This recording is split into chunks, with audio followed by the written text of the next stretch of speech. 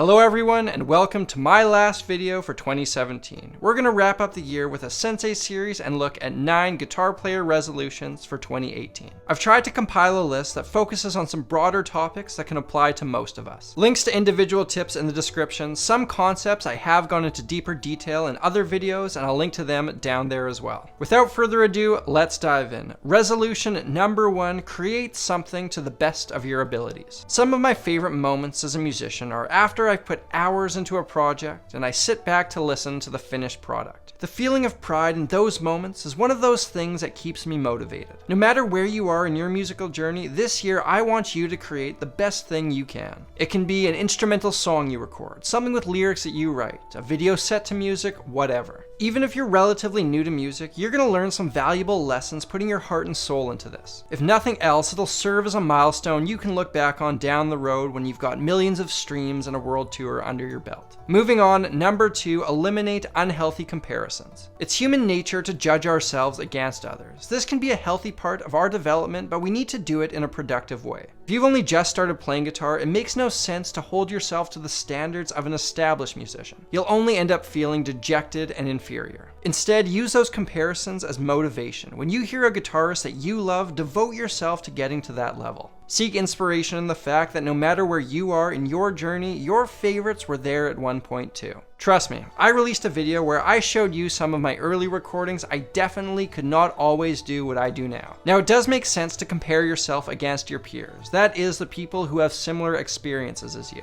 If you notice that they're significantly more advanced, it's productive to look at what they're doing differently and adjust your approach. Alternatively, if you're further ahead, ask yourself what's gotten you there so you can stay on the same path. Moving on, let's look at something a little more precise I know a number of us are guilty of. Number 3, rely less on tabs. Don't get me wrong, there's a time and place for tablature. The problem comes when they're used as a crutch. If the only way you've ever learned songs is through tabs, chances are your ear is underdeveloped. Remember, music is sound and the ear is the most valuable tool. If you need to work on this, start with something simple. Take an easy song like Hot Cross Buns and learn it by ear. Repeat over and over again with gradually more difficult tunes. By devoting even a little bit of time every day to ear training, you're bound to see massive improvement. I did go into significantly more detail on this subject on another video, feel free to check it out. Number 4, focus on your weaknesses. I've had so many guitarists tell me they're stuck in a musical rut. They feel like they aren't improving and always end up playing the same things. See, it's easy and relatively rewarding to play something we're already good at, but it won't challenge us to improve.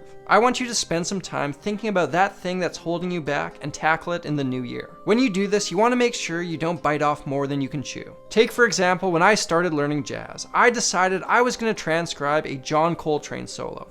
Total waste of time. I got nothing from it because it was overly difficult, the whole process was frustrating, and it was way too advanced. I would have been much better off devoting my time to learning something a little easier, like a Charlie Christian or Hank Mobley solo. Whatever you decide to do, work on it gradually. Get up to that John Coltrane solo slow and steady. Resolution number 5, spend more time actively listening. There's different types of ways we consume music. For most of us, it's passive listening in one form or another. That's when we're doing some sort of task like driving or cooking and music is on in the background. As musicians, it's also important to spend time with a song as the main focus. I recommend eliminating all distractions, put on a good pair of headphones, or better yet, pump up the speakers. Pay attention to the subtle nuances. Listen over and over again and try to analyze it. Each time, focus on something else. Maybe it's the bass part and then the guitar solo. Something I would do is repeat a section over and over again until I could sing along with it note for note. You can also listen for production subtleties. What kind of reverb is being used? Where do the instruments lie in the stereo space? The point is, we're trying to engage ourselves deeper in the music than we normally would. The more we do this, the more elements of the music seep into our subconscious, which will inform the decisions we later make on our own instrument.